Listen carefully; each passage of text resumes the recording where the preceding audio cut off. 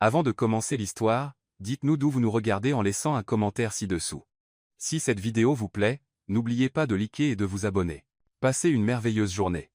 Profitez bien de l'histoire, tout le monde. Sarah était assise sur un banc de parc, un vieux tissu décoloré posé sur ses genoux avec une douzaine de bracelets colorés faits de perles. La seule façon qu'elle avait de gagner quelques pièces pour se nourrir. Elle soupira, prit un des bracelets et murmura pour elle-même. Si chaque bracelet payait un repas, je serais déjà propriétaire d'un restaurant. C'est alors que quelque chose la fit s'arrêter. De l'autre côté du parc, assis sur un autre banc, un petit garçon de 8 ans pleurait. Il pleurait d'une manière qui vous brisait le cœur. Sans un bruit, mais tout son corps tremblait. Son visage était enfoui dans ses genoux, ses épaules secouées comme s'il portait le poids du monde entier. Sarah fronça les sourcils. Quelque chose chez ce garçon était différent. Il portait des vêtements coûteux, un manteau de laine bleue, des baskets impeccables et une montre numérique bien trop grande pour son petit poignet. Ce n'était pas un enfant des rues. C'était un enfant perdu de l'intérieur. Sans réfléchir à deux fois, Sarah se leva, prit un bracelet dans sa poche et marcha vers lui. « Salut, champion », dit-elle d'une voix douce mais joyeuse. « Ce banc est assez grand pour deux, ou il est réservé au cœur brisé uniquement ?» Le garçon leva la tête. Ses yeux étaient pleins de larmes, rouges et gonflés, et il la regarda sans dire un mot. Sarah s'assit quand même. « C'est pas grave. Je serai juste l'extra triste dans ton drame si tu veux. Mais attention, je pleure moche. Tu sais, nez rouge, yeux bouffis, catastrophe totale. Toujours rien. Aucun son. Tankole. Tu t'es disputé avec quelqu'un? Tu as séché l'école? Il s'est passé quelque chose? » C'est alors que le garçon commença à bouger les mains. Des gestes rapides, précis, mais sans aucun son. Sarah cligna des yeux, perplexe, puis son cœur s'emballa. Il utilisait la langue des signes. « Attends, tu me parles ?» demanda-t-elle, surprise, et répondit rapidement avec des mains tremblantes. « J'en connais un peu, moi aussi. » Le garçon se figea comme s'il avait vu un fantôme. « Tu comprends les signes ?» demanda-t-il avec des gestes incertains. Sarah sourit et signa. « Oui, un peu. Ma mère m'a appris. Elle disait que le silence est la langue la plus honnête du monde. » Le garçon essuya ses larmes et signa. « Ma maman me manque. » Sarah s'arrêta. Ces mots silencieux résonnaient fort en elle. « Où est-elle ? » « Au paradis, » signa-t-il, tête baissée. « Elle est morte il y a 2 ans. Depuis, mon papa ne fait que travailler. Il ne me parle pas. » L'expression de Sarah s'adoucit. Sa douleur était pure, brute. Elle s'agenouilla près de lui, laissant tomber les perles par terre. « Et, regarde-moi, » signa-t-elle lentement. « Tu es un enfant extraordinaire. Tu le savais ?» Il la regarda, hésitant. Parce que même avec tout ça, elle montra autour de le froid, le vent, le monde qui court, tu as encore le courage de pleurer. Ça veut dire que ton cœur est toujours vivant. Il resta silencieux, absorbant chaque mot. Sarah fit alors ce qu'elle savait faire de mieux, transformer la tristesse en rire. Mais sérieusement, si tu continues à pleurer comme ça, tu vas attirer tous les pigeons de la ville. Ils adorent le drame. De vrais commères. Is fond komcha. Elle se mit à imiter un pigeon, balançant le cou et faisant des grimaces ridicules. Regardez là, bas, le gamin au manteau chic qui pleure devant la dame sans abri. Le garçon laissa échapper un petit gloussement, moitié timide, moitié perplexe, mais bien réel. Sarah sourit Lajman. Voilà. Premier sourire de la journée. Tu vois? Ça marche toujours. Pendant ce temps, de l'autre côté de la rue, dans une voiture noire discrète, Edward Harrington, le milliardaire et père du garçon, regardait tout. Il était sorti en panique après que le garde de sécurité lui avait dit que son fils s'était enfui. Il avait passé des heures à rouler dans la ville jusqu'à le trouver là, assis avec une inconnue. Mais ce qui le figea fut ceci. Le sourire. Ethan souriait, un sourire léger, naturel, quelque chose qu'Edward n'avait pas vu depuis le jour où ils avaient enterré sa femme. Il serra le volant, ne sachant que ressentir. Une partie de lui voulait courir embrasser son fils. L'autre était sans voix devant cette scène inattendue. Sarah et Ethan continuaient à signer. « Alors, tu es une espionne du silence ?» plaisanta-t-elle. Il répondit en riant, quelque chose comme ça. Pendant un bref instant, le temps sembla s'arrêter. Mais le charme fut rompu, quand un homme grand en costume noir arriva en courant. « Ethan !» cria-t-il, essoufflé. « Mon Dieu, je t'ai enfin trouvé. » Le garçon sursauta. « C'est le chauffeur de mon papa » signa-t-il rapidement. Sarah s'éleva, confuse. « Tout va bien. Il parlait juste avec moi. » Le chauffeur la toisa, soupçonneux. « Monsieur Harrington attend. » Avant de partir, Ethan se tourna et signa à Sarah. « Au revoir, Sarah. » Elle sourit et répondit. « Au revoir, espion. » La voiture noire démarra et disparut parmi les grands immeubles. Sarah resta immobile, regardant au loin avec un étrange sentiment que quelque chose d'important venait de se produire. Elle était loin de se douter que cette brève rencontre pleine de larmes et de rires serait le début de quelque chose qui allait changer sa vie à jamais, et celle de tous les autres aussi. Cette nuit-là, Sarah n'arrivait pas à chasser le garçon de son esprit. Allongée sur le banc du parc, enveloppée dans une fine couverture trouée, elle leva les yeux vers les étoiles et pensa à Ethan, son sourire timide, les larmes qui avaient coulé sur son petit visage. Elle soupira, ajustant le vieux sac à dos qui lui servait d'oreiller. Ce gamin a tout, vêtements de marque, chaussures de luxe, une montre qui coûte probablement plus cher qu'une voiture, mais il est complètement seul, murmura-t-elle. Riche et triste. Quelle étrange combinaison. Elle se tourna sur le côté, cherchant une position plus confortable sur le banc froid. Je parie que son père ne sait même pas qu'il pleure. Trop occupé à compter son argent ou à faire des réunions avec d'autres gens en costume, pendant ce temps, de l'autre côté de la ville, dans un manoir qui ressemblait plus à un musée, Edward Harrington ne dormait toujours pas. Il marchait de long en large, cravate desserrée, cheveux légèrement en désordre, dans sa main, un verre de whisky qu'il avait à peine touché. L'image de son fils souriant ne quittait pas son esprit. 2 ans. 2 longues années sans voir ce sourire, il s'approcha de la fenêtre et regarda la ville illuminée. Des millions de gens, des millions de vies, et aucun n'avait réussi à faire sourire Ethan, jusqu'à ce qu'une inconnue assise sur un banc de parc accomplisse l'impossible en quelques minutes. Il passa la main sur son visage, épuisé. Qui était cette femme? Demanda-t-il à voix haute dans le silence. Comment a-t-elle fait en 5 minutes ce que je n'ai pas réussi en 2 ans? Il but une gorgée de whisky et ferma les yeux. Il savait ce qu'il devait faire. Il resta là des heures jusqu'à ce que le ciel commence à s'éclaircir. Quand le soleil se leva, Edward prit une décision. Il enfila un manteau, prit ses clés de voiture et partit. Il devait la retrouver. Le parc était désert quand Edward arriva. Il était un peu plus de 7 heures du matin. Il gara la voiture et marcha jusqu'au banc où il avait vu Ethan la veille. Rien. Il avança un peu plus, scrutant chaque coin, chaque ombre, puis il la vit. Sarah était assise par terre, adossée à un arbre, son vieux tissu étalé devant elle. Les bracelets de perles étaient soigneusement alignés, et elle mâchait un morceau de pain rassis. Edward s'arrêta à quelques mètres, observant. Elle semblait si légère. Même là, assise sur le sol froid avec rien, il y avait en elle quelque chose qui irradiait la vie. Il prit une profonde inspiration et s'approcha. « Bonjour », dit-il d'une voix grave et calme. Sarah plissa les yeux. « Bonjour. Je peux vous aider? Si vous venez acheter un bracelet, c'est 5 $ pièce. Si vous venez demander de l'argent, désolé, mais c'est moi qui pose la question. » Edward esquissa presque un sourire mais se retint. « Je m'appelle Edward Harrington. » Sarah le regarda, perplexe. « Sympa. Moi c'est Sarah, personne. Enchanté. » Il faillit rire à nouveau, puis prit une profonde inspiration comme pour se donner du courage. « Je suis le père du garçon que vous avez rencontré hier. Ethan. » Le visage de Sarah changea instantanément. Elle se leva d'un bond, époussetant ses mains sur son vieux pantalon. « Ethan, le petit garçon qui pleurait? Il va bien? Il est arrivé quelque chose? » « Il va bien, » répondit rapidement Edward. Mieux qu'il ne l'a été depuis longtemps, en réalité, Sarah se détendit un peu, mais le regardait encore avec méfiance. « Alors, qu'est-ce que vous voulez de moi? » Edward hésita. Cette conversation était plus difficile qu'il ne l'avait imaginé. « Je voulais vous remercier pour ce que vous avez fait hier. » Ethan n'avait pas souri depuis 2 ans, pas depuis le décès de sa mère. Sarah sentit une boule dans sa gorge. « Je suis désolé. Et hier, la voix d'Edward se brisa légèrement, hier fut la première fois que j'ai revu mon fils sourire. Un lur silence instadian treu. Sarah croisa les bras, mais son expression s'était adoucie. C'est un enfant extraordinaire. Il avait juste besoin que quelqu'un le voie vraiment. Edward déglutit difficilement. Ces mots le blessaient plus qu'il n'aurait dû. Je sais, dit-il doucement. Sarah pencha la tête, étudiant l'homme devant elle. Il semblait puissant, important, mais aussi perdu. Laissez-moi deviner, dit-elle, maintenant sur un ton plus tranchant.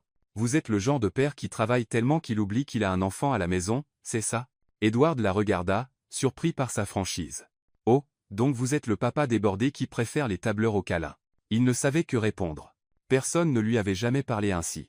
Personne n'avait jamais osé. Sarah continua sans pitié, mais chaque mot sonnait comme la vérité. Vous savez quel est le problème avec les gens comme vous? Vous pensez que l'argent arrange tout, payer une école hors de prix, des vêtements de marque, des jouets importés, c'est ça l'amour. Mais non. Les enfants ne veulent pas d'argent de poche. Les enfants veulent de l'attention. Ils veulent que vous posiez votre téléphone pour demander comment s'est passée leur journée.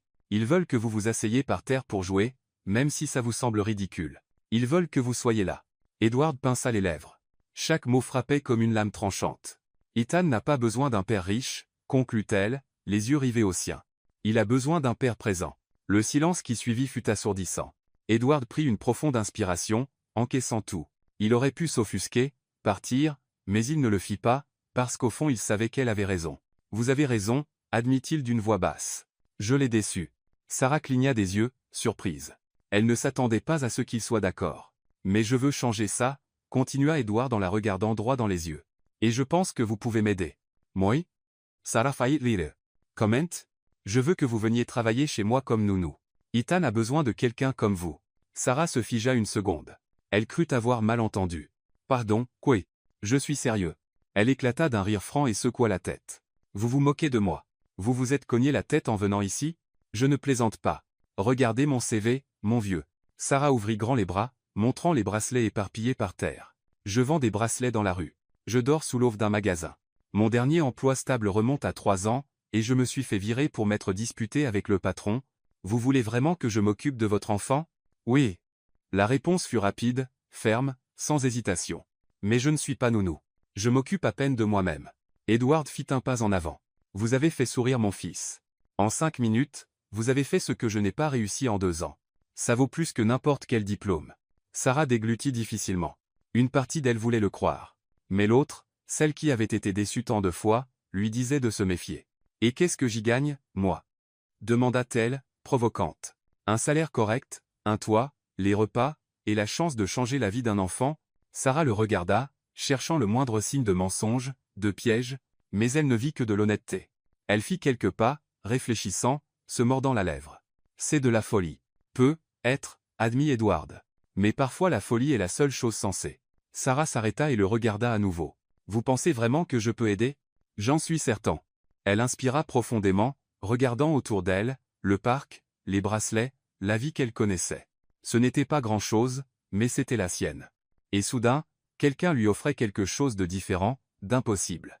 D'accord, dit-elle, à peine croyant à ses propres mots. Mais si c'est une blague, je jure que je viendrai vendre des bracelets devant l'entrée de votre entreprise. Edward sourit pour la première fois. Sarah ramassa ses affaires, fourra les bracelets dans son vieux sac à dos et le regarda avec un sourire en coin. J'espère que votre maison a une salle de bain décente, parce que ça fait 3 jours que je ne me suis pas douché, et je sens le pigeon mouillé. Edward ne put s'empêcher de rire. Et comme ça, sans vraiment savoir dans quoi elle s'embarquait, Sarah fit le premier pas vers une toute nouvelle vie. Edward conduisait en silence, concentré sur la route. Sarah regardait par la fenêtre, observant la ville défiler, boutiques de luxe, restaurants chics, gens bien habillés qui couraient avec des sacs de marque. Alors, commença-t-elle, rompant le silence. Votre maison est loin? À 20 minutes d'ici environ. 20 minutes en voiture ou 20 minutes à pied? En voiture. Sarah siffla. Doucement. Ouah, moi je pouvais marcher toute la journée sans sortir de mon quartier. Edward rit brièvement mais ne dit rien. Elle continua à regarder par la fenêtre, mais l'angoisse montait. Qu'est-ce qu'elle faisait?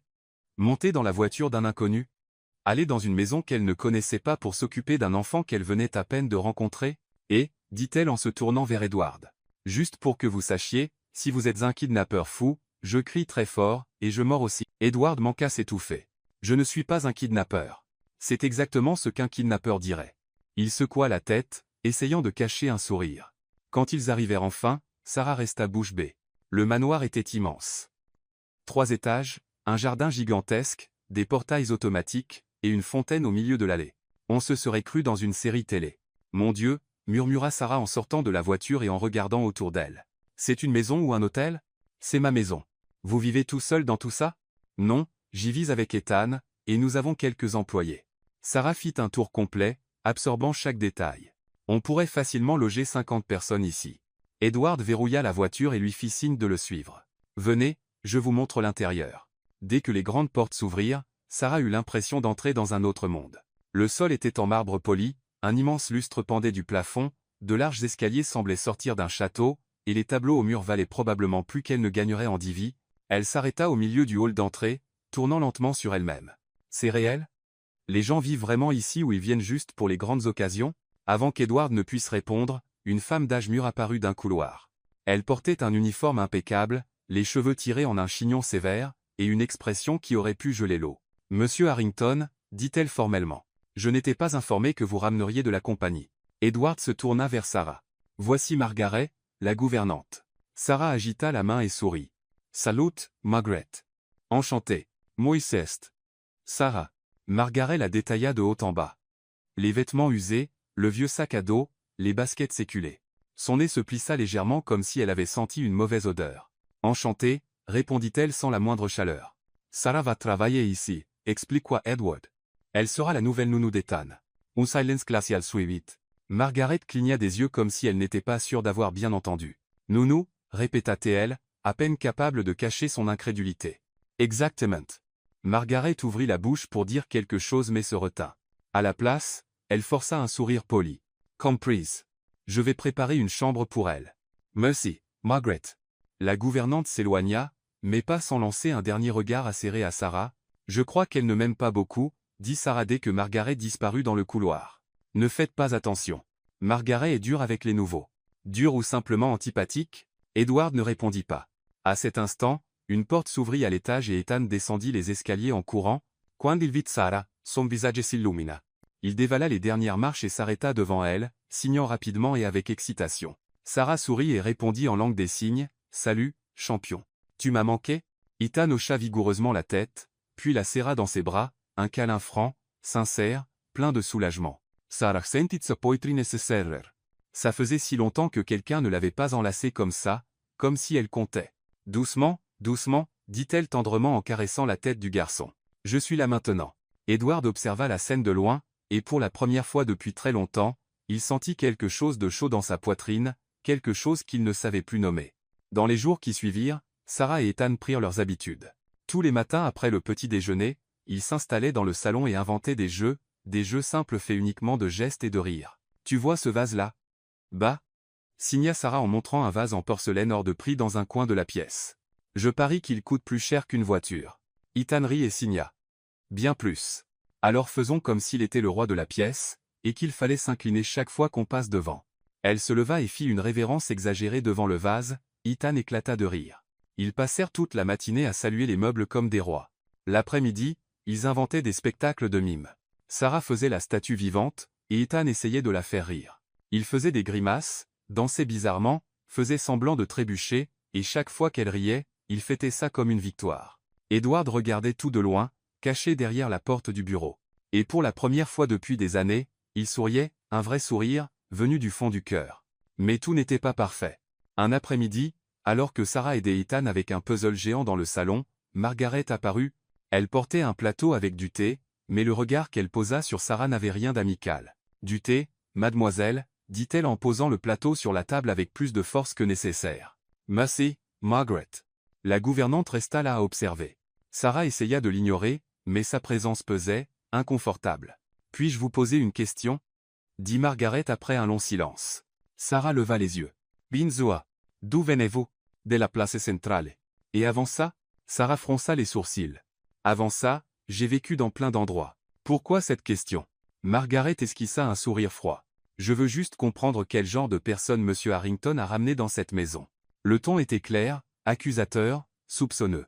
Sarah se leva lentement, croisant son regard. Le genre de personne qui fait le travail que personne d'autre ici n'a réussi à faire. Margaret plissa les yeux. Faites attention, ma petite. Les gens comme vous ne restent jamais longtemps ici. Sarah sentit un frisson lui parcourir le dos mais ne le montra pas. À la place, elle sourit. Alors je ferais mieux d'en profiter tant que ça dure, non? Margaret tourna les talons et quitta la pièce sans un mot de plus. Ethan, qui avait tout regardé en silence, signa. Elle est méchante? Sarah secoua la tête et répondit, non, elle a juste peur de perdre sa place. Mais au fond d'elle, Sarah savait que c'était plus que de la peur. C'était une menace, et elle devait rester vigilante. Parce que dans cette grande maison luxueuse et silencieuse, quelque chose se cachait, quelque chose qu'elle ne voyait pas encore mais qu'elle sentait dans l'air. Et Sarah n'était pas sûre d'être prête à découvrir ce que c'était. Le lendemain matin, Sarah se réveilla tôt. La chambre que Margaret lui avait préparée était plus grande que tous les endroits où elle avait dormi. Le lit était moelleux, les draps sentaient la lavande, et il y avait même une fenêtre avec vue sur le jardin. Pourtant, elle avait eu du mal à dormir. Elle était habituée au bruit de la rue, au vent froid, à la dureté d'un banc de parc. Elle se leva, enfila les vêtements les plus propres qu'elle avait, et descendit à la cuisine. Là, elle trouva Ethan assis à la table, remuant distraitement son bol de céréales. Sarah s'approcha et signa. « Bonjour, champion. T'as bien dormi ?» Il hocha la tête, mais ses yeux étaient lointains. Elle s'assit près de lui et l'observa un moment. Il y avait quelque chose de différent dans sa façon de regarder par la fenêtre, comme s'il cherchait quelque chose qui n'était plus là. « Je peux te poser une question? Signa Sarah. Ethan se tourna vers elle. Tu penses souvent à ta maman? Le visage du garçon changea. Il baissa les yeux et hocha lentement la tête. Sarah inspira profondément. Elle savait qu'elle entrait en terrain sensible, mais sentait qu'elle devait le faire. Tu sais ce que je faisais quand ma maman est morte? Signa-t-elle doucement. Je lui parlais même si je savais qu'elle n'était plus là. Ethan leva les yeux, curieux. Je lui racontais ma journée, les choses drôles qui étaient arrivées, ce que je ressentais, et tu sais ce que j'ai découvert? Que lui parler me faisait me sentir moins seul.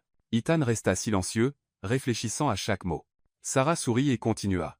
Tu veux apprendre une façon spéciale de lui parler? Il hocha vigoureusement la tête. Alors viens avec moi. Ils sortirent tous les deux dans le jardin.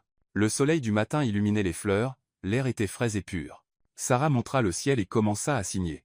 Chaque fois que tu voudras parler à ta maman, regarde le ciel et signe comme si tu lui envoyais des messages secrets. Ça peut être n'importe quoi, un bonjour, un tu me manques, ou même une blague idiote. Ethan leva les yeux vers le ciel, hésitant. Essaie, l'encouragea Sarah. Il inspira profondément, leva les mains et fit un signe simple. Salut, maman. Sarah sentit ses yeux piquer mais retint ses larmes. Parfait. Maintenant dis-lui quelque chose qui s'est passé aujourd'hui. Ethan réfléchit un instant puis signa vers le ciel. Aujourd'hui j'ai rencontré Sarah. Elle est drôle. Je crois que tu l'aimerais bien. Sarah dut détourner le regard un instant pour cacher son émotion. Quand elle se ressaisit, elle sourit au garçon. Je suis sûr que ta maman écoute. Et je parie qu'elle sourit aussi. Ils restèrent là encore quelques minutes, Ethan signant vers le ciel et Sarah à ses côtés, silencieuse par respect. De l'autre côté du jardin, caché derrière une fenêtre, Edward regardait. Il était descendu prendre un café et avait vu toute la scène. Il n'entendait pas ce qu'il disait, mais il voyait les gestes, il voyait la façon dont Ethan regardait vers le ciel avec de l'espoir dans les yeux. Et pour la première fois depuis qu'il avait enterré sa femme, Edward sentit qu'il existait peu, être un chemin de retour dans le cœur de son fils. Les jours suivants furent différents. Sarah commença à apprendre à Ethan de nouvelles façons de se connecter à sa maman. Ils écrivaient de petites lettres et laissaient le vent les emporter, dessinaient des étoiles sur du papier et y inscrivaient son nom, fredonnaient les chansons qu'elle jouait au piano. Edward commença à se joindre à eux. D'abord timide et maladroit, mais petit à petit il s'ouvrit. Il s'asseyait avec eux dans le jardin, écoutait Ethan parler de sa maman, et essayait même quelques signes de base. Un soir, après avoir couché Ethan, Edward trouva Sarah dans le salon en train de feuilleter un vieil album photo. « Merci », dit-il depuis l'embrasure de la porte. Sarah leva les yeux. « Pourquoi ? Pour m'avoir rendu mon fils. » Elle sourit, refermant l'album. Il a toujours été là. Il suffisait de regarder. Edward s'approcha et s'assit dans le fauteuil à côté du sien. « Vous êtes incroyable, vous savez ça ?» Sarah haussa les épaules. « Je fais juste ce que n'importe qui avec un cœur ferait. » Un silence chaleureux s'installa entre eux. Puis Edward soupira. « Je dois aller à un dîner important la semaine prochaine avec des gens d'affaires. C'est formel, ennuyeux, mais il faut y aller. Bonne chance. Le problème, c'est que je dois y aller accompagné. » Sarah lui lança un regard d'incoy. « Et je me disais, aimeriez-vous venir avec moi ?» Sarah manqua s'étouffer. « Moi ? Vous avez perdu la tête. Vous vous êtes cogné quelque part. Je suis sérieux.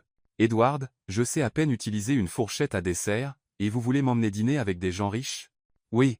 Pourquoi? » Il resta silencieux un moment, comme s'il cherchait les bons mots. « Parce que vous êtes vrai, et j'ai besoin de quelqu'un de vrai à mes côtés. » Sarah secoua la tête, riant nerveusement. « C'est de la folie. Peut être, mais vous avez déjà dit oui à une de mes idées folles. Pourquoi pas à une autre? » Elle le regarda, cherchant la moindre trace de plaisanterie. Mais il était sérieux. « D'accord, finit-elle par dire. Mais si je fais une gaffe, c'est votre faute. » Edward s'arrêta. Marché conclu. La semaine passa vite. Sarah passait ses journées avec Ethan et ses nuits nerveuses, à penser au dîner. Quand le grand jour arriva, Margaret entra dans sa chambre avec une robe. « Monsieur Harrington m'a demandé de vous apporter ceci. » C'était une robe simple mais élégante, vert émeraude, avec une coupe flatteuse sans excès. Sarah la tint devant elle, ébahie. « Il l'a acheté pour moi? » Apparemment. Margaret partit sans rien ajouter. Quand Sarah descendit les escaliers ce soir-là, elle était méconnaissable. Cheveux détachés, la robe lui allait parfaitement, et un maquillage léger faisait ressortir ses yeux. Edward attendait dans le hall, ajustant sa montre. Quand il la vit, il s'arrêta net. Son cœur manqua un battement. Ses mains devinrent moites. Il resta sans souffle une seconde, il ne faisait que la regarder. Il ne savait pas qu'elle pouvait être encore plus belle. Il ne savait pas qu'il ressentirait ça. « Vous êtes » commença-t-il sans pouvoir finir. « Ridicule » dit Sarah en descendant les dernières marches. « Magnifique » corrigea Tei, encore essoufflé. Elle les rougit. Oh, s'il vous plaît. J'ai l'air d'une girafe en talons hauts. Edward rit mais ne pouvait détacher ses yeux d'elle. On y va? Le dîner se tenait dans un restaurant chic du centre de Manhattan, nappe blanche, verre en cristal, un pianiste jouant en fond. Sarah se sentait complètement hors de son élément mais essayait de le cacher. Edward la présenta aux hommes d'affaires autour de la table. Ils furent polis, mais il y avait dans leurs yeux quelque chose de jugeant. L'un d'eux, un homme en costume gris avec barbe grise, la détailla et murmura assez fort pour être entendu. Choix intéressant, Harrington. Où l'avez-vous déniché? Dans le caniveau? La table c'est toute. Sarah sentit son sang bouillir. Edward ouvrit la bouche pour répondre, mais elle fut plus rapide. En réalité, c'était sur un banc de parc, dit-elle avec un sourire doux. Mais ne vous inquiétez pas, j'ai pris une douche depuis. Certains rirent, d'autres restèrent bouche bée. L'homme rougit, ne sachant comment réagir. Sarah continua avec toute l'ironie possible. Et vous? Où avez-vous appris les bonnes manières? Parce que ce n'est pas été dans un très bon endroit. La table éclata de rire. Même Edward, qui essayait de rester composé, laissa échapper un vrai rire. Le reste du dîner se passa sans encombre. Mais le lendemain, tout explosa. Une photo de Sarah à côté d'Edward au restaurant fuita sur Internet. En quelques heures, elle était partout, et les médias ne firent pas de cadeau. Le rencard sans abri du PDG. Des rues au bras d'un milliardaire. La nouvelle flamme d'Edward Harrington fait jaser. Sarah vit les titres sur le téléphone qu'Edward lui avait prêté. Chaque mot était comme un couteau. Edward essaya de limiter les dégâts. Il appela son équipe, demanda de supprimer les publications, mais il était trop tard. Internet n'oublie pas. Quand il la trouva dans le jardin, elle était assise sur un banc, regardant dans le vide. « Sarah, je pars », dit-elle sans le regarder. « Non, ce monde n'est pas pour moi, Edward. Je n'y ai pas ma place. Tu as ta place auprès de mon fils, et c'est tout ce qui compte. » Elle le regarda enfin, les yeux pleins de larmes. « Ils m'ont appelée la femme sans abri. Et alors? Tu vaux plus que tous ces gens réunis. » Sarah secoua la tête et se leva. « J'ai besoin de réfléchir. » Avant qu'il ne puisse ajouter un mot, elle rentra, laissant Edward seul dans le jardin, le cœur serré et effrayé de la perdre. 2 jours lourds passèrent dans le silence. Sarah quittait à peine sa chambre. Elle regardait par la fenêtre, réfléchissant, essayant de comprendre où était sa place dans ce monde qui ne lui ressemblait pas. Ethan frappa plusieurs fois à sa porte, lui demandant de jouer, mais elle souriait, et disait qu'elle avait besoin de se reposer. Edward avait aussi essayé de parler, mais elle trouvait toujours une raison de quitter la pièce. La 2e nuit, Sarah prit une décision. Elle attendit que tout le monde dorme. La maison était calme. Seul le tic-tac de l'horloge murale résonnait dans les couloirs. Elle prit son vieux sac à dos, y fourra les quelques affaires qu'elle avait, et regarda la chambre une dernière fois. L'endroit était beau, confortable, sûr, mais ce n'était pas le sien. Avant de partir, elle trouva une feuille et un stylo dans le tiroir. D'une main tremblante, elle écrivit. « Je ne suis pas née pour vivre dans un château. Merci pour tout. Prends bien soin d'Ethan. Sarah. » Elle laissa la note sur le lit, prit son sac et descendit les escaliers sur la pointe des pieds. Son cœur battait si fort qu'elle avait l'impression de faire quelque chose de mal, mais elle savait que c'était la bonne décision, du moins elle le pensait. Elle ouvrit lentement la porte d'entrée, priant pour qu'elle ne grince pas. « Tiens Marcha !» Elle traversa la cour, passa le portail et disparut dans l'obscurité du petit matin. Quand Ethan se réveilla, la première chose qu'il fit fut de courir à la chambre de Sarah. Il frappa, mais personne ne répondit. Il ouvrit lentement la porte et trouva la pièce vide. Le lit était fait avec soin, et dessus, une feuille de papier. Il prit la note et la lut. Il ne comprenait pas tous les mots, mais il comprit l'essentiel. Sarah était partie. La panique le gagna. Il courut dans le couloir, trébucha dans les escaliers et se précipita dans le bureau où Edward travaillait. Edward leva les yeux de son ordinateur, surpris. « Ethan, qu'est-ce qui ne va pas ?» Le garçon signa frénétiquement, ses gestes rapides et désespérés. « Sarah, elle est partie. Il faut la retrouver. » Edward sentit le sol se dérober sous ses pieds. Il se leva d'un bond, prit la note que tenait Ethan et la lut rapidement. « Non. » Il froissa le papier dans sa main, le cœur battant. Ethan continuait à signer, les larmes coulant sur son visage. « Papa, s'il te plaît. J'ai besoin d'elle. » Edward regarda son fils, vit le désespoir dans ses yeux, et quelque chose en lui se brisa. Il prit le téléphone, appela son assistant et dit quelque chose qu'il n'avait jamais dit auparavant. « Annulez tous mes rendez-vous d'aujourd'hui. Monsieur Harrington. Annulez tout. » Il raccrocha, prit les clés de voiture et regarda Ethan. « Allons la chercher. » Ils partirent ensemble. Edward conduisant dans les rues de New York tandis qu'Ethan regardait par la fenêtre, cherchant le moindre signe de Sarah. Ils passèrent par le parc où tout avait commencé, vide. Ils firent le tour du quartier. Rien. Ils allèrent dans tous les endroits où Edward pensait qu'elle pourrait être. Puis enfin, ils la virent. Elle était assise par terre devant une boulangerie, son vieux tissu étalé avec les bracelets de perles soigneusement alignés, comme si elle n'était jamais partie. Edward gara la voiture et sortit rapidement. Ethan les suivit. Sarah les vit arriver et baissa la tête. « Je savais que vous me trouveriez, » dit-elle sans lever les yeux. Edward s'arrêta devant elle, reprenant son souffle pour calmer sa voix. « Pourquoi es-tu parti ? » « Parce que je n'ai pas ma place là. »« Bah. Tu as ta place auprès de mon fils. » Sarah leva enfin les yeux, ils étaient rouges. « J'ai vu les nouvelles, Edward. J'ai vu ce qu'ils disent de moi. Je ne veux pas qu'Ethan grandisse en entendant que son père sort avec une femme sans abri. » Edward s'agenouilla à son niveau. « Tu ne comprends pas. Je ne t'ai pas engagé par pitié. Je t'ai engagé parce que mon fils sourit quand tu es là, parce que tu l'as ramené à la vie. Et moi aussi. » Sarah cligna des yeux, surprise. « Tu n'es pas juste la nounou.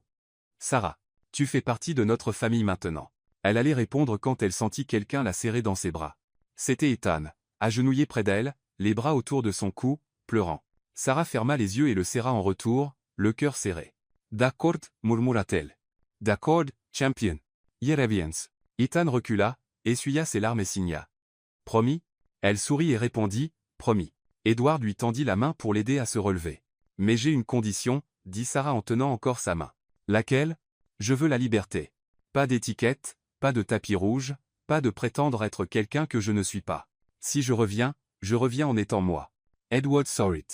Je ne veux personne d'autre. » Sarah prit son sac à dos, rangea les bracelets et les suivit jusqu'à la voiture. Quand ils arrivèrent au manoir, quelque chose était différent. Sarah le sentit dès qu'elle franchit la porte. L'air était plus lourd, comme si quelqu'un avait dérangé quelque chose. Elle monta à l'étage et s'arrêta net à la porte. Les tiroirs étaient ouverts, les vêtements jetés sur le lit. Le sac qu'elle avait fait était vidé par terre. Quelqu'un était entré. Sonka Ursemballa. Elle regarda autour, cherchant ce qui clochait. Puis elle le vit sur la commode, un de ses bracelets faits main était cassé, brisé en deux. Ce n'était pas un accident. C'était un message. Sarah prit le bracelet cassé et le serra fort dans sa main. Elle savait exactement qui était derrière ça. Elle descendit en courant et trouva Margaret dans le couloir avec des serviettes propres. « Quelqu'un est entré dans ma chambre », dit-elle directement. Margaret la regarda avec une surprise feinte. « Vous êtes sûr ? Peut être que vous avez tout laissé en désordre. » « Je n'ai rien laissé en désordre, et quelqu'un a cassé une de mes affaires. » Margaret haussa les épaules. « Peut être le vent. Le vent n'ouvre pas les tiroirs. » Elles se regardèrent fixement. Le silence était tendu, plein d'accusations muettes. « Faites attention à ce que vous insinuez, » dit Margaret d'une voix basse et menaçante. « Je n'insinue rien. Je l'ai dit. » Margaret fit un pas en avant. « Vous n'êtes qu'une intruse. Et les intrus ne restent jamais longtemps ici. Sarah ne tu le passe. Alors vous feriez mieux de vous y habituer, parce que je ne pars nulle part. » Margaret pinça les lèvres, tourna le dos et partit, ses talons claquant sur le sol. Sarah resta dans le couloir, le cœur encore battant. Elle savait que ce n'était que le début. Margaret n'allait pas abandonner facilement. Elle remonta dans sa chambre, verrouilla la porte et s'assit sur le lit, regardant le bracelet cassé. Quelqu'un essayait de la saboter. Quelqu'un voulait qu'elle parte, et Sarah devait découvrir qui avant qu'il ne soit trop tard. Mais une chose était sûre, elle ne se laisserait pas chasser. Pas cette fois.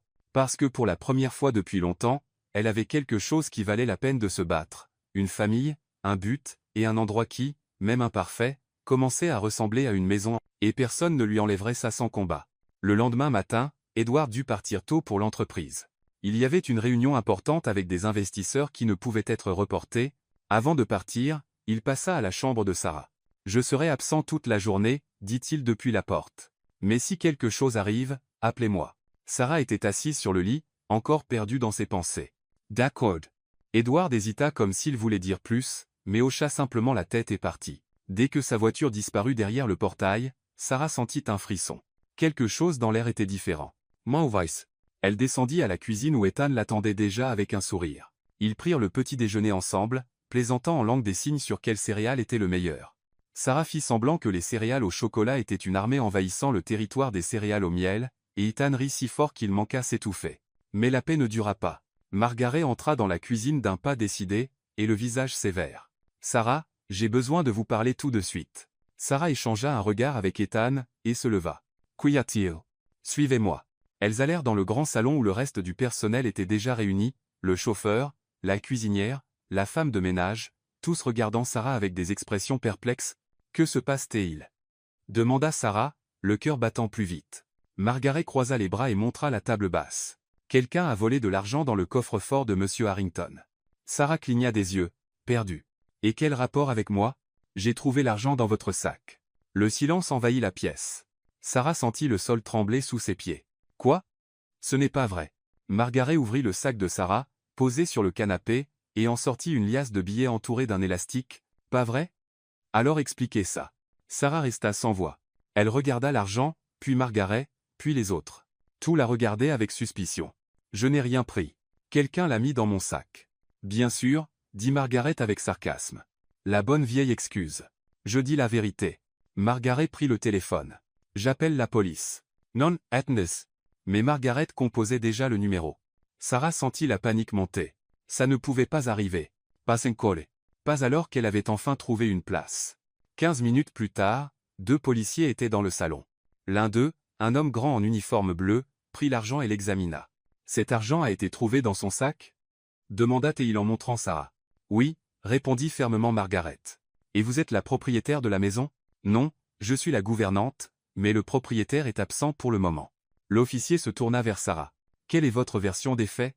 Sarah inspira profondément, essayant de calmer sa voix. Je n'ai rien volé. Quelqu'un a mis cet argent dans mon sac pour me piéger. Et qui ferait ça? Sarah regarda Margaret droit dans les yeux mais ne dit rien.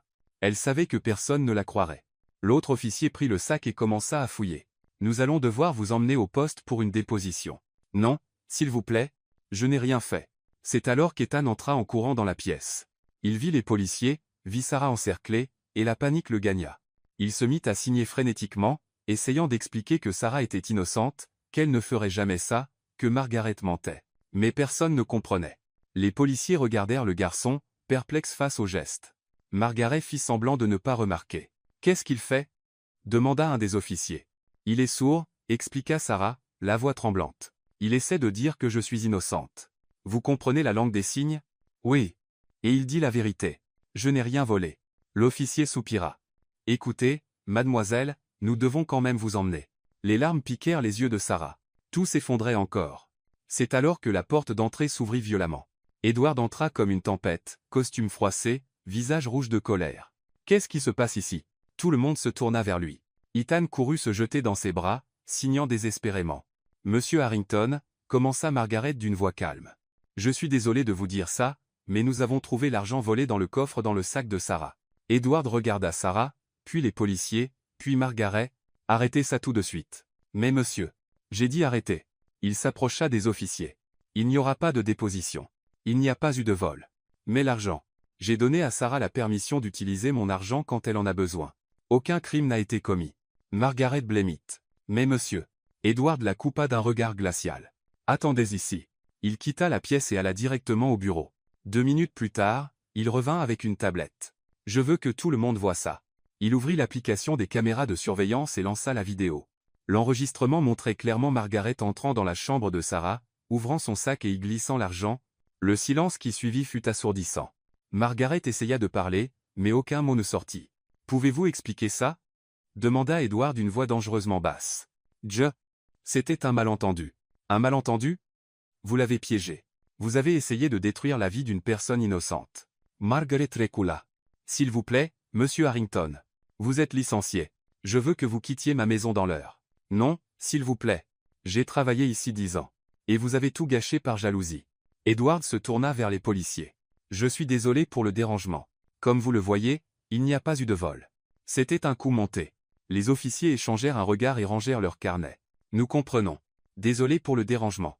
Ils partirent, et Margaret, les yeux pleins de larmes, monta faire ses valises. Sarah resta figée au milieu de la pièce. Encore en train d'assimiler tout ça. Edward s'approcha lentement. Ciao. Elle secoua la tête, les larmes coulant enfin sur son visage. Je ne supporte plus ça. Je ne supporte plus d'être humilié. Je sais, et je suis désolé. Je crois que je devrais partir. Edward lui prit la main, fermement mais doucement. S'il te plaît reste. J'ai besoin de toi ici, et pas seulement à cause de mon fils. Sarah leva les yeux, surprise. Il y avait quelque chose de différent dans sa façon de la regarder, quelque chose qui allait au-delà de la gratitude. L'atmosphère changea. L'air entre eux devint plus chaud, plus lourd. Edward fit un pas plus près, et Sarah ne recula pas. Ils restèrent là, les yeux dans les yeux, les cœurs battant à l'unisson. Puis le téléphone d'Edward sonna. Il ferma les yeux d'agacement mais répondit. Allô? La voix à l'autre bout était tendue, urgente. « Monsieur Harrington, nous avons un problème. L'entreprise fait l'objet d'une enquête pour corruption. Le FBI vient d'arriver. » Edward sentit le sang quitter son visage. « Quoi? » Ils saisissent des documents. Ils disent qu'il y a des preuves de fraude fiscale et de blanchiment d'argent. « C'est impossible. Monsieur, vous devez revenir tout de suite. » Edward raccrocha, le visage pâle. « Sarah toucha son bras. Qu'est-ce qui se passe ?» Il la regarda, et pour la première fois, Sarah vit de la peur dans ses yeux. « Mon entreprise fait l'objet d'une enquête pour corruption. » Et à cet instant, Sarah comprit que l'orage ne faisait que commencer. Edward sortit du manoir en courant sans même dire correctement au revoir. Sarah resta dans le salon, écoutant le bruit de sa voiture qui s'éloignait. Ethan tira sur sa manche, signant « Qu'est-ce qui se passe ?» Sarah s'agenouilla et répondit « Ton papa a un problème au travail, mais tout ira bien. » Elle n'était pas sûre de croire ses propres mots. Dans les heures qui suivirent, les nouvelles explosèrent. Toutes les chaînes parlaient du scandale. L'entreprise d'Edward Harrington était enquêtée pour délits financiers, soupçons de fraude, documents falsifiés, détournement d'argent. Sarah regardait tout à la télévision du salon, l'estomac noué. Les images montraient Edward entrant dans le bâtiment de l'entreprise entouré d'avocats et de journalistes. Les flashs explosaient sur son visage. Les micros étaient tendus vers lui. « Monsieur Harrington, est-il vrai que vous avez détourné des millions de dollars? Depuis combien de temps cette fraude dure-t-elle? Avez-vous une déclaration ?» Edward ne dit pas un mot. Il entra simplement dans le bâtiment, le visage sombre. Sarah éteignit la télévision, incapable de regarder plus longtemps. Ethan était assis près d'elle, regardant l'écran noir. « Mon papa est coupable ?» Signata-t-il. « Non, » répondit fermement Sarah. « Ton papa est un homme bien. » Quel comment? Dans les jours qui suivirent, les choses empirèrent. Les journaux publiaient des titres de plus en plus agressifs. La réputation d'Edward était mise en pièces. Le cours de l'action chutait brutalement. Des clients annulaient leurs contrats. Et le pire, Ethan commença à avoir des problèmes à l'école. Sarah le découvrit un jour en allant le chercher. Il monta dans la voiture tête baissée, les yeux rouges. « Qu'est-ce qui s'est passé ?» signa-t-elle, inquiète. « Les enfants disent que mon papa est un voleur. » Le cœur de Sarah se brisa. Ils ne savent rien. Ne les écoute pas. Mais Ethan recommence à s'y refermer. Il arrêta de sourire, arrêta de jouer, retomba dans le silence que Sarah avait vu le premier jour. Et elle n'allait pas laisser ça arriver. Cette nuit-là, pendant qu'Ethan dormait, Sarah eut une idée. Elle prit le téléphone qu'Edward lui avait donné, ajusta l'éclairage de la pièce et appuya sur enregistrer. « Salut à tous. » Elle commença un peu timide devant la caméra. « Je m'appelle Sarah, et je veux vous apprendre quelque chose de vraiment spécial. » Elle montra ses mains et commença à signer. Ceci est la langue des signes. C'est une façon de parler sans utiliser de mots. Et vous savez pourquoi je vous l'enseigne? Parce que j'ai rencontré un petit garçon extraordinaire, qui m'a montré que parfois les choses les plus importantes n'ont pas besoin d'être dites à voix haute. Elle continua à enseigner des signes de base. Bonjour, merci, ami, amour, et à la fin de la vidéo elle parla d'empathie. Nous vivons dans un monde qui juge les gens tout le temps. Mais connaissons-nous vraiment leurs histoires? Savons-nous ce qu'ils traversent à l'intérieur? Avant de juger quelqu'un, et si nous essayons de le comprendre? Elle posta la vidéo sur un réseau social et alla se coucher sans rien attendre de spécial. Le lendemain matin, elle se réveilla avec son téléphone qui explosait de notifications. La vidéo était devenue virale, des milliers de vues, des centaines de commentaires. C'est magnifique. Je pleure. Il nous faut plus de gens comme elle dans le monde. Qui est cette femme? Elle est incroyable. Sarah était sous le choc. Mais elle ne s'arrêta pas là.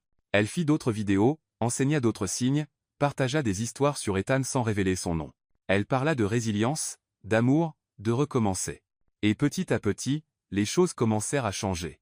Les gens commencèrent à voir Edward différemment, non plus comme l'homme d'affaires froid accusé de fraude, mais comme un père qui luttait pour se reconnecter à son fils. Des commentaires commencèrent à apparaître. Si Sarah croit en lui, moi aussi. Un homme qui inspire autant de loyauté ne peut pas être mauvais. Donnons-lui une chance de s'expliquer avant de juger. La marée tournait.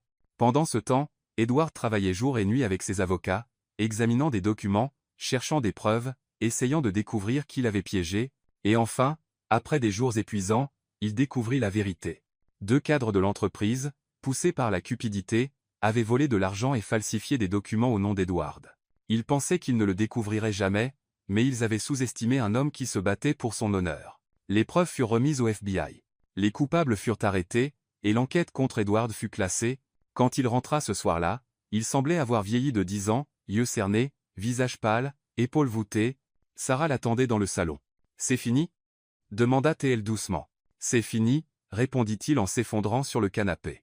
Elle s'assit près de lui sans rien dire, juste là, silencieuse, offrant sa présence. Après quelques minutes, Edward parla. « Merci pour les vidéos, pour m'avoir défendu quand personne d'autre ne l'a fait. J'ai juste dit la vérité. » Il se tourna vers elle, et il y avait quelque chose de différent dans ses yeux. « Comment as-tu fini à la rue, Sarah ?» Elle cligna des yeux, surprise par la question. « Pourquoi veux-tu savoir ?»« Parce que je veux vraiment te connaître. » Sarah inspira profondément. Ça faisait longtemps qu'elle n'en avait pas parlé. « Il n'y avait que ma mère et moi, » commença-t-elle d'une voix basse. « Mon père nous a abandonnés quand j'étais petite. Ma mère a travaillé dur pour m'élever seule. Nous n'avions pas grand-chose, mais nous étions heureuses. » Edward écoutait en silence. Puis elle est tombée malade. Un cancer. J'ai essayé de m'occuper d'elle, mais je n'ai pas pu. Elle est partie, et je suis tombé en dépression. Je me sentais tellement perdu, tellement seul. Je n'arrivais plus à rien. J'ai été expulsé de l'appartement où nous vivions. Elle essuya une larme qui avait coulé. Je n'avais pas de métier, pas de diplôme. J'ai fait des petits boulots, laver la vaisselle, faire le ménage, mais ce n'était pas assez pour payer un loyer. J'ai trouvé un minuscule appartement, mais 3 mois plus tard j'étais encore expulsé. Et puis il n'y avait plus nulle part où aller. Je me suis retrouvé dans la rue. J'ai commencé à faire des bracelets pour acheter à manger. Edward sentit sa poitrine se serrer. Sans réfléchir, il la prit dans ses bras, un câlin fort, plein de choses non dites. « Tu es la personne la plus forte que je connaisse, » murmura-t-il.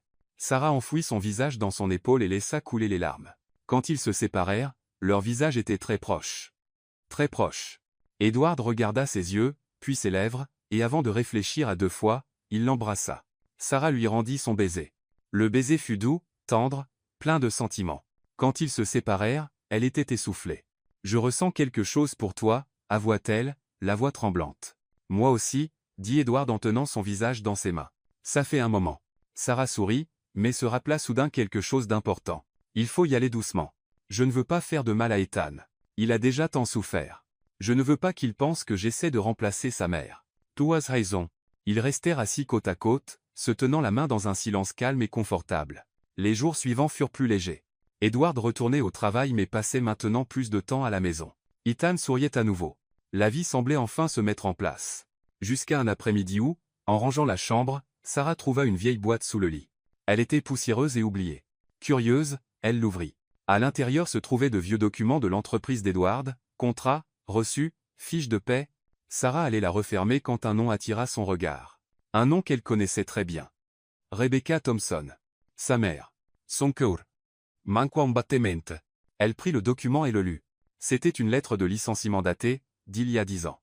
En raison d'absences répétées et d'une productivité en baisse, l'employée Rebecca Thompson est licenciée de ses fonctions avec effet immédiat. Sarah sentit le sol disparaître sous ses pieds. Sa mère avait travaillé dans l'entreprise d'Edward et avait été licenciée. Ses mains tremblaient. En parcourant d'autres documents, elle découvrit que le licenciement était survenu quelques mois seulement avant le décès de sa mère, quelques mois avant que tout s'effondre.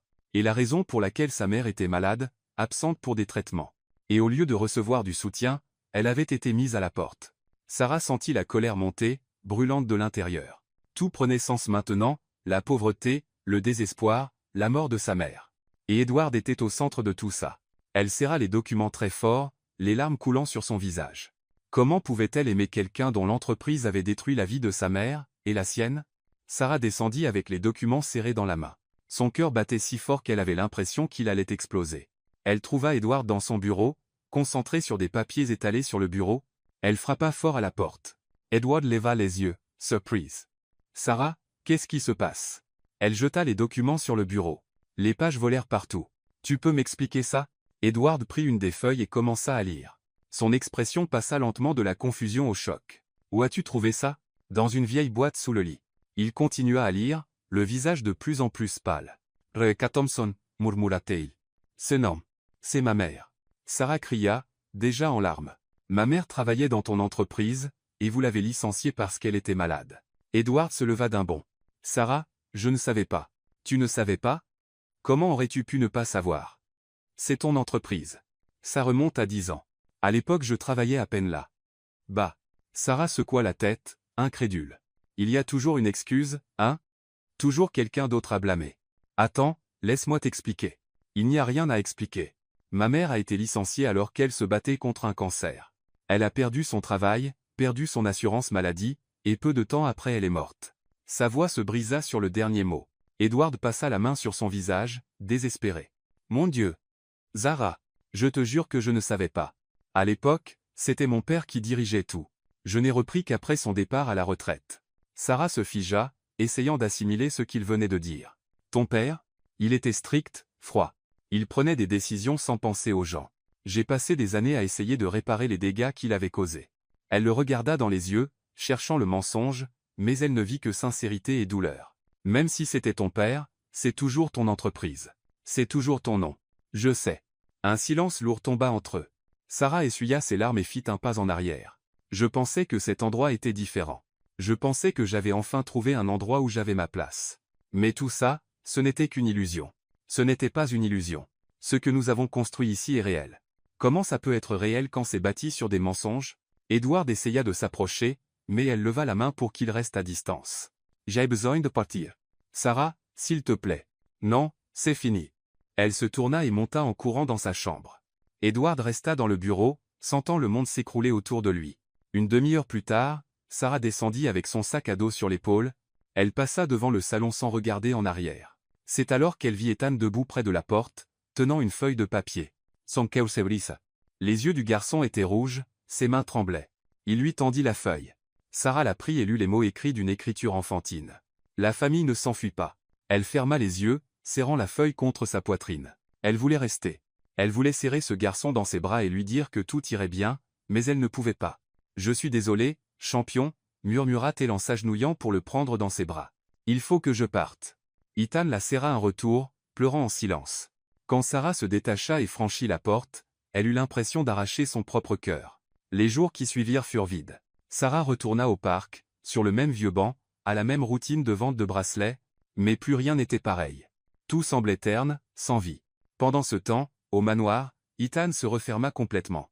Il arrêta de bien manger, arrêta de jouer, et passait ses journées à regarder par la fenêtre en espérant que Sarah reviendra. Edward essayait de lui parler, mais le garçon le regardait à peine. Une nuit, en couchant Ethan, Edward remarqua la feuille que le garçon avait écrite, toujours glissée sous son oreiller. La famille ne s'enfuit pas. Il s'assit au bord du lit et prit la main de son fils. « Tu as raison, » dit-il doucement. « La famille ne fuit pas, et je vais la ramener. » Le lendemain, Edward prit une décision. Il rencontra ses avocats et annonça qu'il allait donner une part importante de sa fortune à un programme social destiné à aider les personnes ayant perdu leur emploi pour raison de santé. « Je veux que ce soit public. » dit-il. « Je veux que tout le monde sache que nous réparons les choses. » Les avocats essayèrent de protester, mais il ne céda pas. Après cela, il partit à la recherche de Sarah. Il roula dans toute la ville, alla dans tous les endroits où il pensait qu'elle pourrait être, jusqu'à ce qu'il la trouve enfin. Mais elle n'était pas au parc. Elle était dans un petit centre communautaire de Brooklyn, entourée d'enfants. Elle enseignait la langue des signes, faisant des gestes exagérés qui faisaient rire les enfants. Edward resta à la porte à regarder. Même après tout ça, même avec un cœur brisé, elle aidait encore les autres. Sarah se tourna et le vit. Son sourire disparut. Elle dit quelque chose aux enfants et sortit par la porte latérale, se dirigeant droit vers la rue. Edward courut après elle. « Sarah? Attends. » Elle marcha plus vite, mais il la rattrapa. « S'il te plaît, écoute-moi juste. Je n'ai rien à écouter. J'ai donné une partie de ma fortune à un programme social pour aider les gens injustement licenciés pour raison de santé, comme ta mère. » Sarah s'arrêta, mais ne se retourna pas. « Je ne peux pas changer le passé, » continua Edward, la voix serrée. « Je ne peux pas ramener ta mère, mais je peux essayer de faire mieux désormais. Et j'ai besoin de toi pour ça. » Elle se tourna enfin, les larmes coulant sur son visage. « Pourquoi? Pourquoi moi? Parce que tu m'as appris à être meilleur. Parce que tu as ramené mon fils à moi. Parce que je t'aime. » Les yeux de Sarah s'écarquillèrent. « Ne dis pas ça. C'est la vérité. Je t'aime. Sarah. Et je sais que j'ai tout gâché, mais s'il te plaît donne-moi une chance de réparer. » Elle secoua la tête, submergée, émue, ne sachant que dire. C'est alors qu'ils entendirent le bruit, un moteur qui rugit, des pneus qui crissent sur le bitume. Sarah se tourna et vit une voiture foncer vers elle, hors de contrôle. Il n'y avait pas le temps de réagir. Edward cria et essaya de la tirer hors du chemin, mais il était trop tard. La voiture s'arrêta brusquement, les pneus fumant, à quelques centimètres d'elle. Sarah tomba au sol, le cœur battant, le corps tremblant. Edward s'agenouilla près d'elle, la serrant fort. « Tu vas bien? Tu es blessé ?» Elle secoua la tête, encore sous le choc. Le conducteur sortit, blanc comme un linge. « Mon Dieu, je suis désolé. Les freins ont lâché. Je n'ai pas pu arrêter. » Edward aida Sarah à se relever, et ils restèrent là tous les deux, se serrant, respirant profondément, essayant d'assimiler ce qui venait de se passer. « Tu as failli mourir » murmura Edward en la tenant contre lui. Sarah enfouit son visage dans son épaule et pour la première fois depuis des jours se laissa aller à la peur, au soulagement, et à autre chose. Quelque chose qu'elle avait essayé de nier, mais qui était là, fort et réel. Elle l'aimait encore. Et peu. Être, juste peu. Être, il y avait un chemin de retour. Quand Sarah ouvrit les yeux, la première chose qu'elle vit fut un plafond blanc, puis des lumières fluorescentes, et enfin le bip régulier d'un moniteur à côté d'elle. Oh putain! Elle cligna des yeux, essayant de comprendre ce qui s'était passé. Sa tête lui faisait mal. En réalité tout son corps lui faisait mal. Elle tourna le visage et vit Ethan assis sur une chaise, les yeux fixés sur elle. Quand il se rendit compte qu'elle était réveillée, son visage s'illumina. Il se mit à signer rapidement. « Tu es réveillé. Tu vas bien. » Sarah esquissa un faible sourire et essaya de signer en retour, mais ses bras étaient lourds. Doucement, champion. Plus lentement. Ethan s'approcha du lit et prit délicatement sa main comme si elle pouvait se briser. « Ne pars plus, signa-t-il, les yeux pleins de larmes. S'il te plaît ne pars plus jamais. » Le cœur de Sarah se serra. Elle serra sa main en retour. « Je ne partirai plus. » C'est alors qu'elle remarqua quelqu'un d'autre dans la pièce. Edward était debout près de la fenêtre, bras croisés, l'air épuisé, on aurait dit qu'il n'avait pas dormi depuis des jours. Quand leurs regards se croisèrent, il s'approcha lentement. « Comment te sens-tu » Comme si un camion m'était passé dessus. Ou presque. Il esquissa un faible sourire. « Le médecin a dit que tu as eu de la chance, juste quelques égratignures et une grosse frayeur. Rien de grave. De la chance ? J'ai failli être aplati devant un centre communautaire. » Edward rit doucement, et Sarah réalisa à quel point ce son lui avait manqué. Il tira une chaise et s'assit près du lit, prenant doucement sa main. « Tu m'as fait la plus grosse peur de ma vie. Désolé, je ne l'ai pas fait exprès. » Il y eut une pause silencieuse. Ethan grimpa soigneusement sur le lit et s'allongea près de Sarah, posant sa tête sur son épaule. Edward les regarda tous les deux, et sentit sa poitrine se serrer d'émotion. « Tu m'as appris à entendre ce que hurle le silence, » dit-il doucement. Sarah haussa les sourcils et rit. C'était beaucoup trop poétique pour un homme en costume. J'ai appris des meilleurs. Elle sourit, et pour la première fois depuis des jours, elle sentit que les choses pouvaient se remettre en place. Dans les jours qui suivirent, pendant que Sarah se rétablissait à l'hôpital, quelque chose d'inattendu se produisit. Un journaliste local entra dans sa chambre avec un caméraman. « Sarah Thompson » demanda-t-il, excité. Sarah le regarda, méfiante. « Qui le demande ?»« Je m'appelle Tom Harris. Je suis reporter à la chaîne 7. J'ai vu vos vidéos où vous enseignez la langue des signes. Elles sont devenues virales. » « Virales ? Des millions de vues. Les gens adorent. Vous devenez un symbole de résilience et d'inclusion. » Sarah cligna des yeux, perdue. « Un symbole ? Je ne faisais qu'enseigner des signes. Mais vous l'avez fait d'une manière si humaine, si honnête. Les gens s'y sont reconnus. Nous voulons faire un reportage sur vous. » Edward, qui était assis discrètement dans un coin, se leva. « Elle est en convalescence. Ce n'est pas le moment pour des interviews. Juste 5 minutes. Je promets de ne pas la fatiguer. » Sarah regarda Edward, puis le reporter. « Ciao. 5 minutes. L'interview fut courte mais profonde. » Sarah parla des temps, de la façon dont apprendre la langue des signes avait changé sa vie, et d'empathie et d'inclusion. Quand le reportage passa ce soir-là, la réponse fut écrasante. Les réseaux sociaux explosèrent. Sarah gagna des milliers d'abonnés. Des messages de soutien arrivaient de partout. « Vous m'avez inspiré à apprendre la langue des signes. Ma fille est sourde, et je n'ai jamais vu personne parler de ça avec autant de cœur. Le monde a besoin de plus de gens comme vous. » Mais avec la tension vint la pression. 2 jours plus tard, alors que Sarah était encore à l'hôpital, un homme en costume entra dans la chambre. Il était grand, bronzé, avec des dents très blanches et un sourire répété. « Sarah Thompson. » Enfin, dit-il en tendant la main. « Je m'appelle David Klein, producteur exécutif chez Network Plus. Sarah Seresa Main. Insertina. Enchanté. Je viens avec une proposition qui pourrait changer votre vie. » Edward, qui aidait Ethan avec ses devoirs dans le coin, leva les yeux, immédiatement en alerte. « Quelle genre proposition » demanda Sarah. David tira une chaise et s'assit plein d'énergie. « Nous voulons transformer votre histoire en émission de télé, réalité, imaginée. Des rues à la gloire, le parcours de Sarah. Nous suivons votre vie, vos cours de langue des signes, votre relation avec Ethan, tout. » Les yeux de Sarah s'écarquillèrent. « Une télé, réalité sur moi ? Exactement. Vous êtes authentique, inspirante, vraie. Les publics Bauer. » Edward se leva et croisa les bras. « Elle ne fait pas ça. » David le regarda, surpris. « Avec tout le respect que je vous dois, monsieur Harrington, je crois que c'est à elle de décider. Et moi je crois que vous essayez de profiter de quelqu'un dans une position vulnérable. » Profiter ? Je lui offre une opportunité. Sarah leva la main pour les interrompre. Ça suffit, tous les deux, laissez-moi réfléchir. David Sarrett, confiant. Bin Zoa. Mais ne tardez pas trop. Nous avons d'autres candidats pour le créneau. Il laissa une carte de visite sur la table de chevet et sortit. Quand la porte se referma, Edward se tourna vers Sarah. Tu ne vas pas accepter, hein? Pourquoi pas? Parce que ces émissions détruisent les gens. Ils montent tout de travers, déforment l'histoire et transforment ta vie en cirque. Ou alors ça pourrait être une chance d'atteindre encore plus de monde, d'enseigner la langue des signes à des millions de personnes. Edward secoua la tête. Ce n'est pas pour enseigner. C'est pour l'audience, pour l'argent. Sarah soupira, fatiguée. Edward, j'ai passé toute ma vie à être invisible, et pour la première fois les gens me remarquent. Peut être que c'est une bonne chose. Ou peut être que c'est un piège. Elle le regarda. Tu ne me fais pas confiance pour prendre cette décision. Je te fais confiance. Je ne leur fais pas confiance. À eux. Ethan, qui avait suivi en silence, signa, vous vous disputez à propos de quoi? Sarah sourit et répondit en signe, juste des histoires d'adultes chiants. Il rite. Cette nuit-là, seule dans la chambre d'hôpital, Sarah prit la carte de David et la fixa longuement. L'offre était tentante, beaucoup d'argent, une visibilité nationale, la possibilité de faire une différence à plus grande échelle, mais Edward avait raison. Il y avait des risques, et elle n'était pas sûre d'être prête à tout ça. Elle rangea la carte dans le tiroir et ferma les yeux, essayant de dormir. Mais le sommeil ne vint pas facilement. La décision pesait sur elle, et au fond Sarah savait que quel que soit son choix, tout allait changer, pour le meilleur ou pour le pire, elle ne le savait pas encore, mais une chose était certaine. Sa vie ne serait plus jamais la même.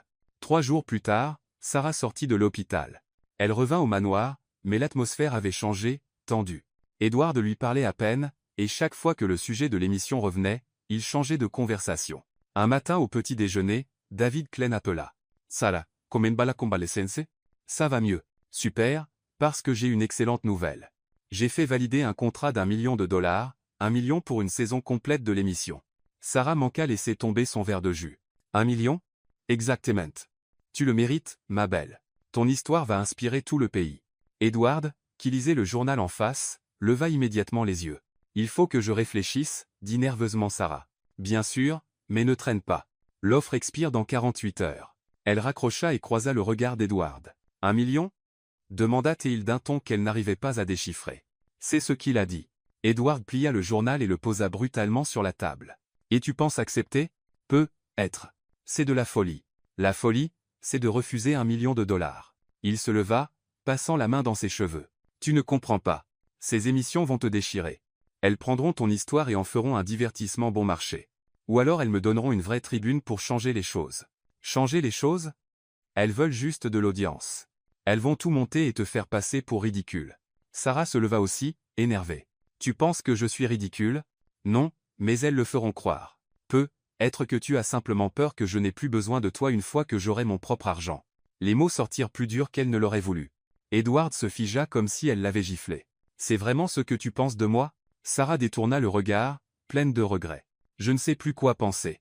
Edward prit ses clés de voiture. Fais ce que tu veux, Sarah, mais ne dis pas que je ne t'avais pas prévenu. Il sortit en claquant la porte. Ethan, qui avait suivi toute la scène en silence, signa à Sarah. Vous vous êtes disputés? Elle soupira et répondit. Les adultes sont compliqués, champion. Cet après-midi-là, Sarah rappela David et accepta l'offre. 2 jours plus tard, elle signa les papiers. Une semaine après, le tournage commença. Au début, tout semblait parfait, équipe professionnelle, décor magnifique, questions intéressantes. Sarah se sentait importante, écoutée. Mais petit à petit, elle remarqua des choses étranges. Les questions devenaient de plus en plus intrusives. Les scénaristes insistaient sur certains aspects de l'histoire. Parle plus de la dureté de la vie dans la rue, disait le réalisateur. Essaie de pleurer un peu si tu peux. Je ne pleurais pas tant que ça, répondait Sarah. Mais il faut émouvoir le public. Puis vint le jour de l'émission en direct, un spécial de 2 heures racontant toute l'histoire de Sarah. Le studio était bondé, le public excité, les caméras partout. Sarah était en coulisses, vêtue d'une tenue qu'elle n'avait pas choisie, quand elle entendit l'intro de l'émission. Ce soir, l'histoire inspirante d'une femme passée des rues au bras d'un milliardaire, Sarah Thompson, la sans-abri qui a conquis le cœur de New York. Elle se figea. La sans-abri dans les bras d'un milliardaire? Ce n'est pas ça, murmura-t-elle. L'assistant de plateau la poussa doucement. C'est l'heure. Allons-y. Sarah monta sur scène sous une ovation. Elle s'assit dans le fauteuil à côté de l'animateur, un homme au sourire éclatant et aux dents parfaites. Sarah Thompson, Quel honneur de vous recevoir. Merci. Votre histoire est incroyable, une femme sans abri qui n'avait rien, et soudain elle est sauvée par un milliardaire charmant. Sarah fronça les sourcils. Ce n'est pas exactement ce qui s'est passé. Bien sûr que si. Vous vendiez des bracelets quand Edward Harrington vous a trouvé et a changé votre vie. Il n'a pas changé ma vie. J'ai changé ma vie moi-même. L'animateur rit comme si elle avait fait une blague. Quelle modestie. Mais nous savons tous que sans lui, vous seriez encore dans la rue. Quelque chose en Sarah Seulissa. Elle regarda les caméras, le public, les écrans qui montraient son visage en gros plan, et elle vit exactement ce dont Edward l'avait prévenu. Il transformait son histoire en conte de fées, la pauvre fille sauvée par le prince riche. Non, dit-elle fermement. L'animateur cligna des yeux. Pardon? Sarah s'éleva. Non, c'est faux. Sarah, asseyez-vous s'il vous plaît. Nous sommes en direct. Je sais que nous sommes en direct, et c'est précisément pour ça que je dois parler. Elle se tourna vers les caméras, inspira profondément et commença. Vous voulez entendre mon histoire? Je vais vous dire la vérité. J'ai vécu dans la rue. J'ai eu faim. J'ai dormi dans le froid. Mais vous savez quoi? Je n'ai jamais été une victime qui attendait d'être sauvée. Personne ne sauve personne. Cette idée qu'il faut un héros pour nous sortir du trou, c'est un mensonge. On guérit quand quelqu'un croit en nous. Quand quelqu'un voit notre valeur. Edward ne m'a pas sauvé. Il m'avouait. Il m'a donné une chance. Mais c'est moi qui ai fait le travail. Elle pointa la caméra du doigt. Et s'il y a quelqu'un là dehors qui traverse une période difficile, écoutez-moi, vous n'avez pas besoin d'un milliardaire. Vous avez besoin d'une opportunité et de quelqu'un qui croit que vous êtes capable, parce que vous l'êtes. Les larmes coulaient sur son visage. Je ne suis pas la mendiante qu'on a sauvée. Je suis la femme qui s'est relevée, et personne ne pourra m'enlever ça. Elle retira le micro-cravate et le posa sur la table. Merci pour l'opportunité, mais je ne ferai pas partie d'une histoire qui n'est pas la mienne. Et-elle écoute à la chaîne? Le public éclata en applaudissements. L'animateur resta sans voix. Les producteurs paniquaient en coulisses, mais Sarah s'en fichait. Elle prit ses affaires et sortit du studio. De l'autre côté de la ville, au manoir, Edward regardait tout à la télévision. Ethan était à côté de lui, tous les deux scotchés à l'écran. Quand Sarah prononça son discours, Edward sentit sa poitrine se serrer. Ces mots résonnaient en lui, touchant des endroits fermés depuis des années. Mon Dieu! Moi mourra-t-il? J'aime cette femme. Ethan regarda son père et sourit, signant, je le savais. Edward bondit sur ses pieds. Tout va saut. Signa Ethan. La cercher. Il prit ses clés et sortit en courant. Il traversa les rues de New York comme un fou, le cœur battant. Il ne savait pas exactement où elle serait, mais il avait une intuition. Et il avait raison. En arrivant au parc, il la vit assise sur le même banc où tout avait commencé, regardant le ciel. Edward gara la voiture et descendit lentement. Il s'approcha, les mains dans les poches. Je peux m'asseoir? Sarah le regarda, les yeux encore rouges, et hocha la tête. Oui. Ils restèrent un moment en silence, juste à sentir la brise nocturne. J'ai vu ton discours, dit enfin Edward. Et c'était la chose la plus extraordinaire que j'ai jamais vue. Sarah rit, essuyant ses larmes. J'ai tout gâché. Je suis parti en plein direct. Tu n'as rien gâché. Tu as été honnête. Il se tourna vers elle, prenant sa main dans la sienne. Tu avais raison. Je ne t'ai jamais sauvé. C'est toi qui m'as sauvé. Tu m'as appris ce qui comptait vraiment. Tu m'as appris à être père à nouveau. Tu m'as appris à aimer à nouveau. Sarah sentit son cœur s'emballer. Edward. Je t'aime, Sarah. Et ce n'est pas parce que tu es un symbole ou une inspiration. C'est parce que tu es toi, drôle, têtue, courageuse. Tu me donnes envie d'être meilleure. Elle sourit, les larmes revenant, mais heureuse cette fois. Je t'aime aussi, idiote. Il rit et l'attira pour un baiser long, profond, plein de promesses. Quand ils se séparèrent, Sarah posa son front contre le sien. Et maintenant? On recommence, mais correctement cette fois, sourit-elle. Sur un banc de parc. Si c'est avec toi, ça peut être n'importe où. Et là, sur le banc où tout avait commencé, Sarah et Edward ne trouvèrent pas une fin, mais un nouveau départ. Parce que parfois l'amour ne vient pas sauver, il vient s'ajouter. Et ça faisait toute la différence. La nuit était froide, mais Sarah le remarqua à peine. Elle se sentait au chaud dans les bras d'Edward, assise sur le banc qui avait été témoin du début de tout. Drôle, dit-elle en regardant autour d'elle. Il y a quelques mois à peine, j'étais ici à vendre des bracelets, sans imaginer que ma vie allait basculer. Edward sourit, passant un bras autour de ses épaules. Moi non plus je n'imaginais pas rencontrer quelqu'un comme toi, au milieu d'un parc, à faire des blagues sur les pigeons. Sarah rit, posant la tête sur son épaule. Qui l'aurait cru, hein? Le millionnaire est devenu l'élève de la mendiante. Edward éclata d'un rire sincère. Et la mendiante est devenue le cœur de ma maison. Ils se regardèrent, et le monde autour sembla s'effacer. Edward se pencha et l'embrassa encore, lentement, tendrement, comme s'ils avaient tout le temps du monde. Quand ils se séparèrent, ils entendirent des pas. Ils se tournèrent et virent Ethan courir vers eux, un immense sourire aux lèvres. « Champion » signa Sarah, surprise. « Comment es-tu là ?» Ethan montra le chauffeur qui attendait près de la voiture, agitant la main de loin. « Je lui ai demandé de m'amener. Je savais que vous seriez ici. » Il grimpa sur le banc entre eux et fit un signe qui les fit rire tous les deux. « Mariage » Sarah rougit aussitôt. « Et, doucement. Qui a parlé de mariage ?» Ethan insista, refaisant le signe avec encore plus d'emphase en les montrant tous les deux. Edward rit, ébouriffant les cheveux de son fils. « On dirait que quelqu'un a déjà décidé de notre avenir. Il est un peu autoritaire, non ?» plaisanta Sarah. Ethan croisa les bras, faisant semblant d'être vexé, mais son sourire le trahissait.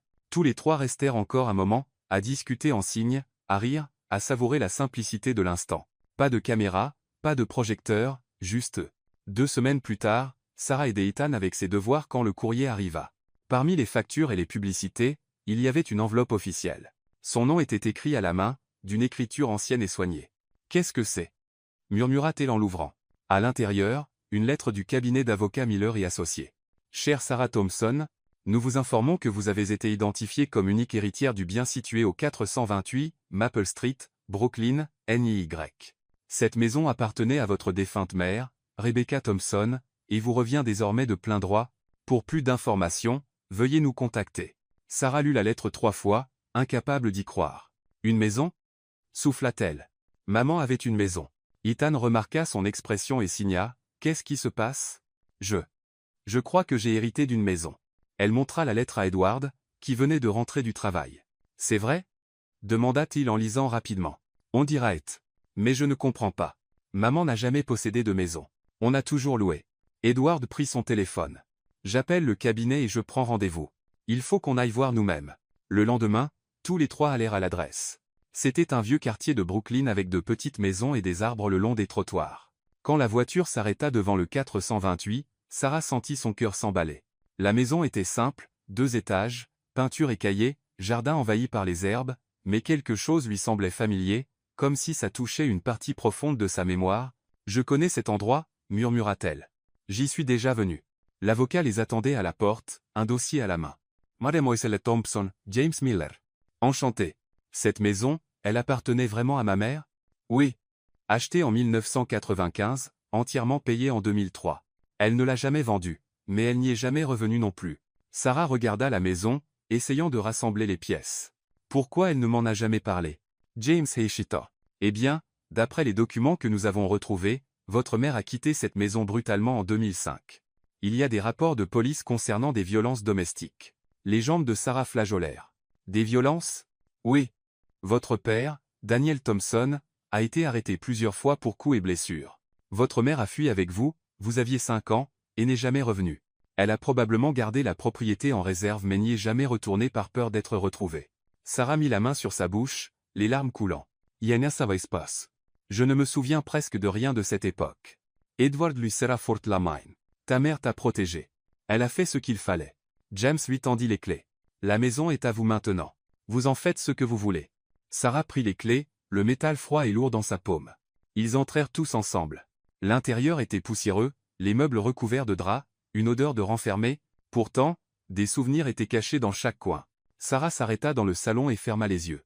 Soudain des images revinrent, elle plus jeune jouant par terre, sa mère qui souriait, qui chantait, puis des cris, des objets qui se cassent, la peur. « Elle m'a sauvé » murmura Sarah. « Elle a tout abandonné pour me protéger. » Edward la prit dans ses bras par derrière, posant son menton sur son épaule. « Et maintenant tu peux lui rendre hommage.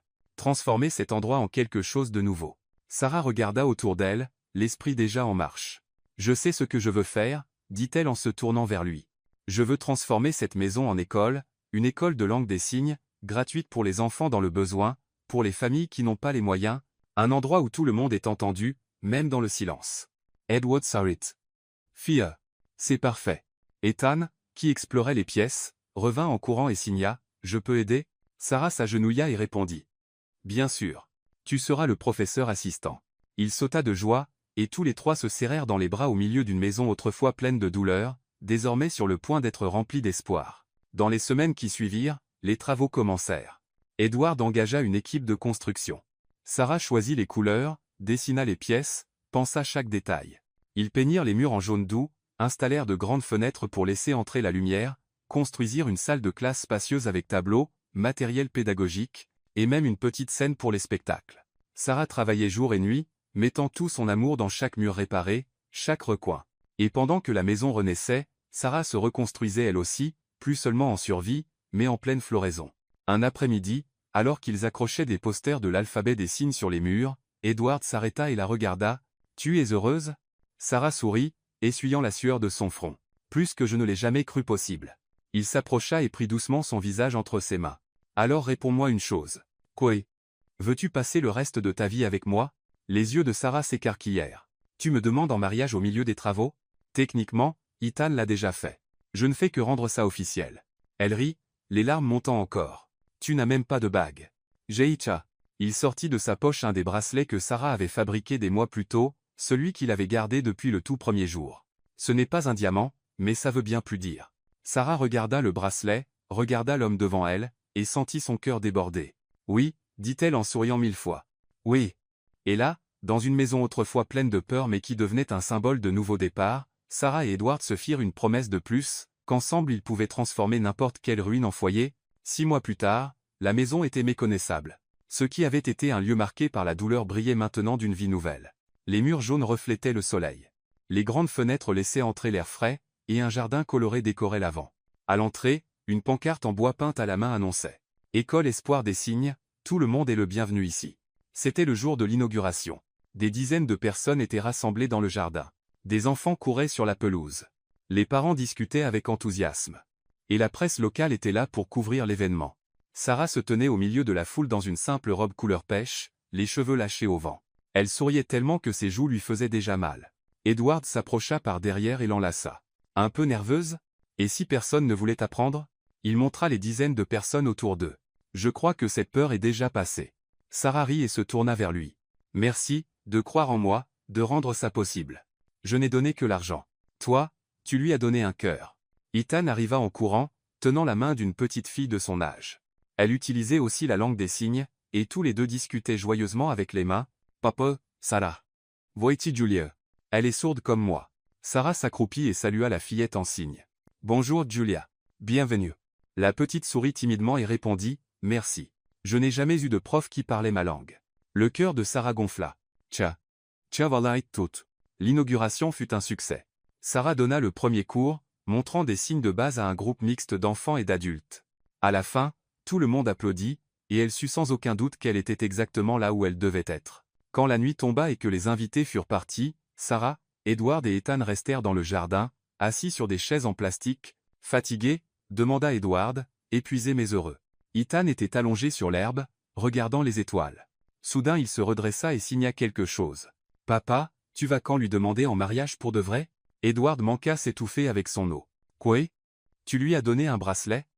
Ce n'est pas une vraie demande. Il faut une bague, à genoux, tout le tralala. Sarah éclata de rire. Il a raison. Edward les regarda tous les deux, ébahis. Vous aviez prévu ça tous les deux? Non, répondirent Sarah et Ethan en même temps, l'une avec la voix, l'autre avec les signes. Edward secoua la tête, mais il souriait. D'accord, vous avez gagné. 3 semaines plus tard, un samedi ensoleillé, Edward demanda à Sarah de faire un tour en voiture. On va où? Demanda-t-elle pendant qu'il conduisait. Surprise. Ils arrivèrent au même parc où tout avait commencé.